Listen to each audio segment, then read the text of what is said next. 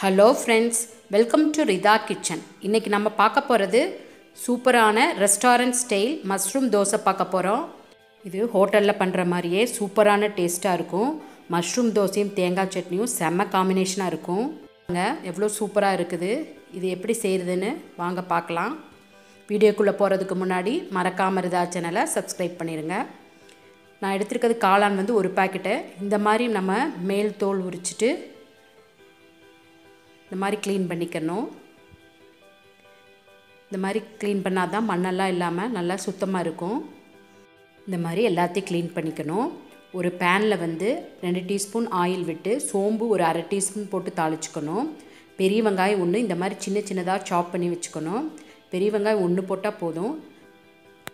ஒரு medium size பெரிய வெங்காயம் நல்லா சாப் பண்ணிவிட்டு நல்லா சின்ன சின்னதாக சாப் பண்ணணும். சாப் பண்ணிட்டு நல்லா வணக்கிக்கணும். நம்ம வந்து தக்காளி வந்து இதுக்கு நான் எடுத்துருக்கிறது வந்து ஒரு சின்ன தக்காளி, ஒரு தக்காளி தான் எடுத்துருக்கிறேன். நல்ல பழுத்த தக்காளியாக அதை நல்லா சின்ன சின்னதாக சாப் பண்ணி போட்டுக்கணும்.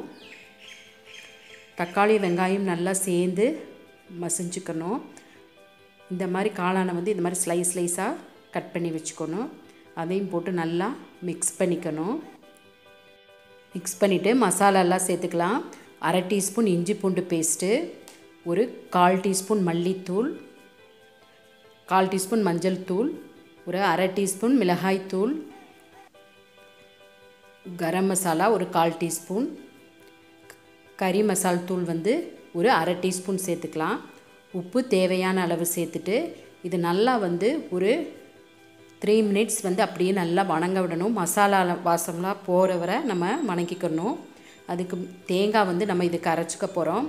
தேங்காய் ஒரு 2 டேபிள் ஸ்பூன் கூட 1 டீஸ்பூன் சோம்பு போட்டு இதை வந்து நம்ம ட்ரிப் பண்ணி தான் எடுக்கணும்.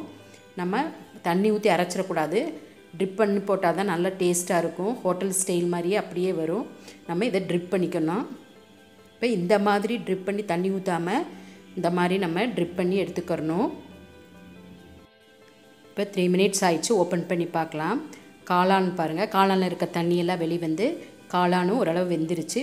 மறுபடியும் ஒரு 2 மினிட்ஸ் இருக்கட்டும். இப்போ ஓப்பன் பண்ணி பார்த்துட்டு இப்போ நல்லா தண்ணியெல்லாம் வற்றிருச்சு. இப்போ நம்ம ட்ரிப் பண்ணி வச்சுருக்க தேங்காவை போட்டு நல்லா அதில் வந்து மிக்ஸ் பண்ணிவிட்டு ஒரு 1 மினிட் வந்து அதை மூடி வச்சு அப்படியே வந்து நம்ம விட்டுக்கலாம்.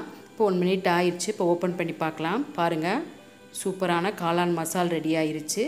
கொத்தமல்லி தழை சின்ன சின்னதாக சாப் பண்ணி கடைசியில் போட்டு நல்லா மிக்ஸ் பண்ணிவிட்டு நம்ம அடுப்பை ஆஃப் பண்ணிக்கலாம். இது நல்லா ஒரு மிக்ஸ் பண்ணிக்கலாம்.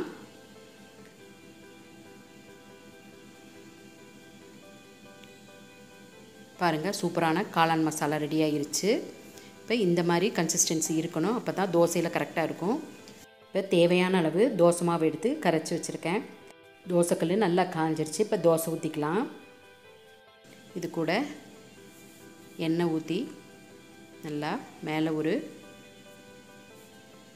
தடவிட்டு நல்லா கொஞ்சம் ஒரு அரைவாசி செவந்து வரும்போது நம்ம காளான் மசாலாவை வந்து அதில் வச்சுக்கலாம். இப்போ பாருங்கள், அரைவாசி அப்படியே முருகி வருது. இப்போ நம்ம காளான் மசாலாவை வந்து ஒரு சைடு வச்சுக்கணும். ஒரு சைடு வச்சுட்டு இன்னொரு ஹாஃப் சைடு எடுத்து நம்ம மூட போகிறோம்.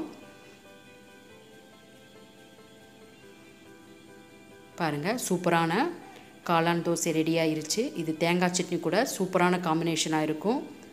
ஓகே ஃப்ரெண்ட்ஸ், உங்களுக்கு பிடிச்சிருக்குன்னு நினைக்கிறேன். நீங்களும் செஞ்சு பாருங்கள். உங்களுக்கு பிடிச்சிருந்துச்சுன்னா மறக்காமல் RIDHAA சேனலை சப்ஸ்கிரைப் பண்ணிடுங்க.